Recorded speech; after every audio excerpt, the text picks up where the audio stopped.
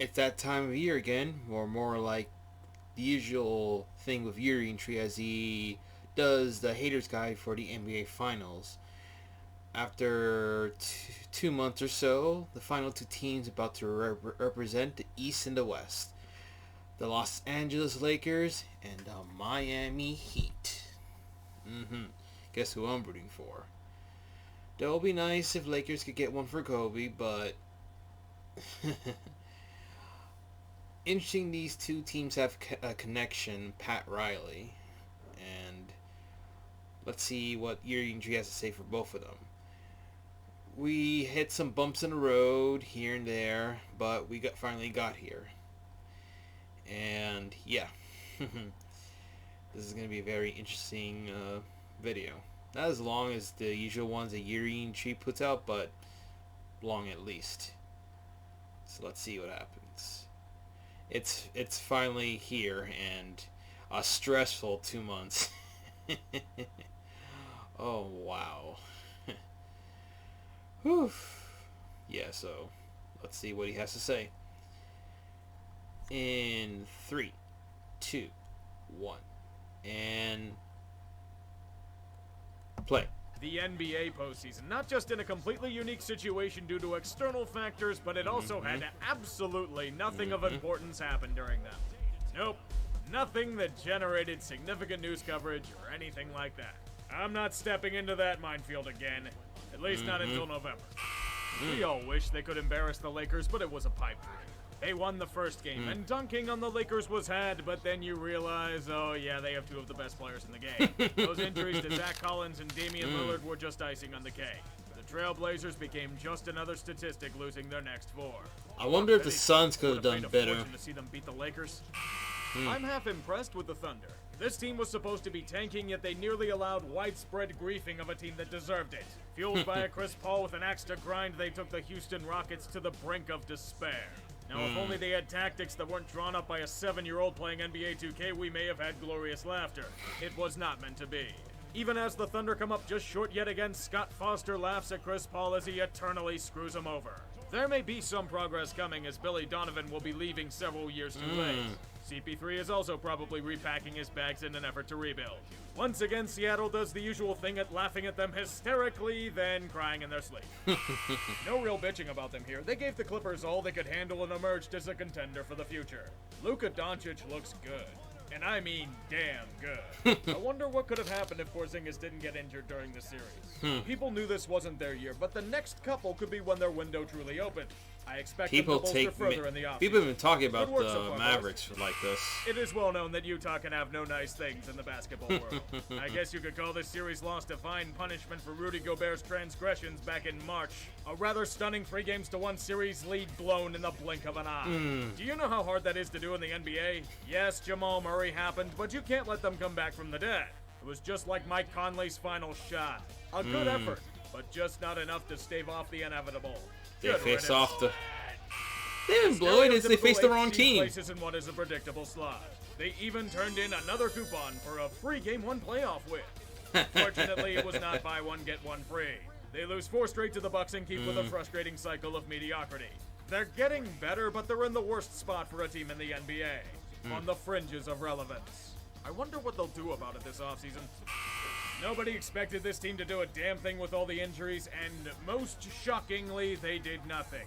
They got swept. You can't really tell how they'll fare in the future because they were running out the equivalent of a rec league squad most nights. Here's to hoping KD comes back in full form and Kyrie doesn't lose his mind. At least you can laugh at the Knicks. Sam Hinkie looks at the wreckage caused by years of managerial incompetence to his pet project and weeps. The process is officially dead.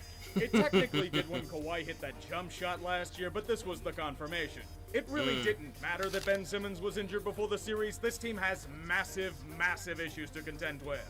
They didn't just lose to Boston. They got their proverbial asses whooped. Management has been a disaster for the past few seasons, but they'll make a token sacrifice in firing Brett Brown. Really? We all know this isn't really the answer. Now they're in I meant the defensive play, not what UrinatingTree's talking about. Offseason. I can see why Philly is pissed all the time. I would be too if they kept bungling potential champions. This franchise is cursed. There is no other conclusion that I can come to. No matter how they look in the regular season, no matter the personnel or coach, they always come up way short of the goal, regardless of if they have expectations or not. Getting bitch slapped around by the abusive Heat in 4 straight games is just more onto the pile. All that talk about TJ Warren and the team gelling during the bubble games? All a mirage. If there's one thing that's been certain, Nate McMillan has been thoroughly outcoached the past few playoff rounds. I knew the Pacers didn't have much anything against the Heat. It? Well, Victor Oladipo is pissed off and wants to leave. See? Cursed. Houston, you have a problem. Actually make that several massive problems. Getting mauled in the Lions' den of Lakers is just the killing blow. The whole team is full of goddamn issues from end to end of your city. I think we've had a few years of evidence to prove that small ball doesn't work. Especially when you're trying to guard one of the best big men in the game today with Robert fucking Covington.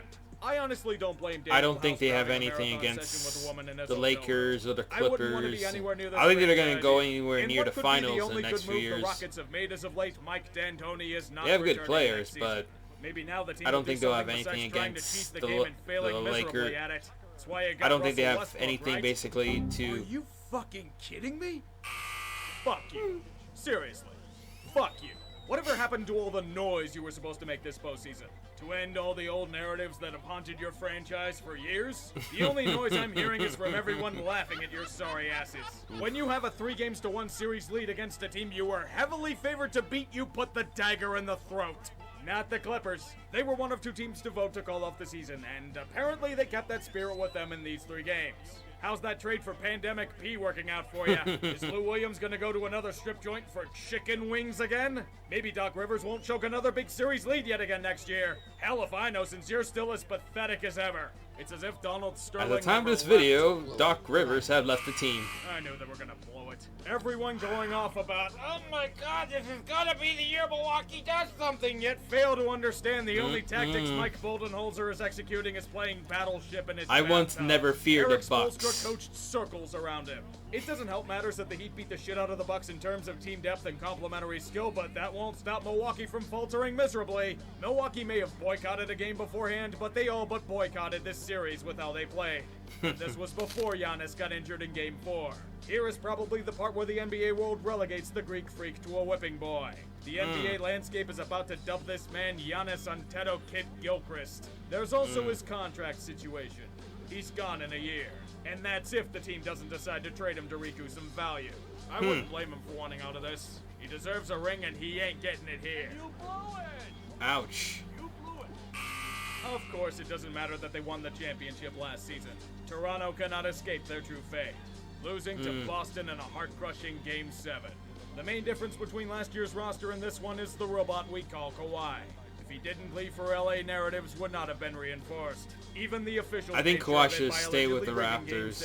He would at least had another better chance to get the ring. If the Clippers win the finals next year, I'll take that back. For, say, a certain player in Milwaukee, it might save Pascal Siakam from riding the sit and spin. You seriously expected the NBA to let you pass the Lakers in the playoffs? Nope. God, you are so delusional. Get the fuck out. NBA had the perfect finals matchup assembled. Lakers versus Celtics in the classic rivalry that nobody but those 2 fan bases wanted to see. At least that would be if Boston wasn't completely outclassed by Miami.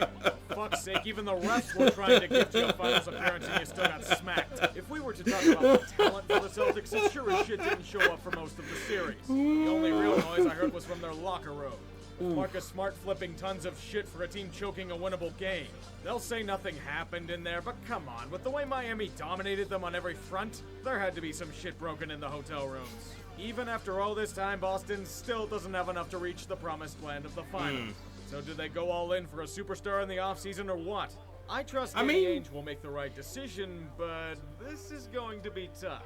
They just need one more piece. Wide open before the year, and what is our finals matchup? The Lakers versus the Heat. Wonderful. Lakers versus the Heat. I had them as a sleeper team, but I didn't expect them to make the finals.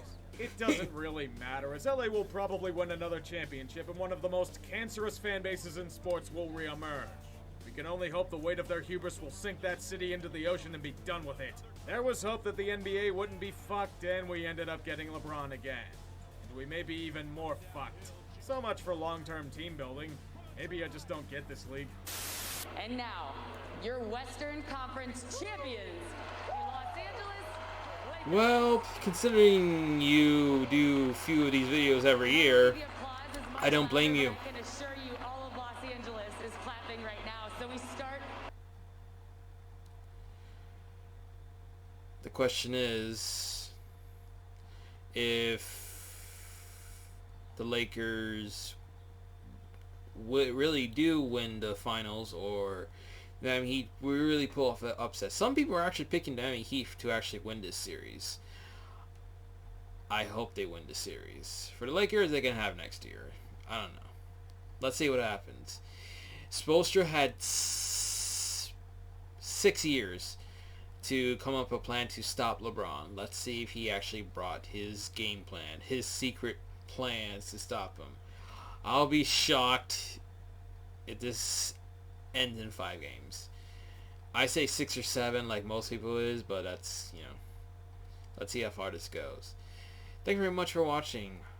Hope to see you next time. Goodbye.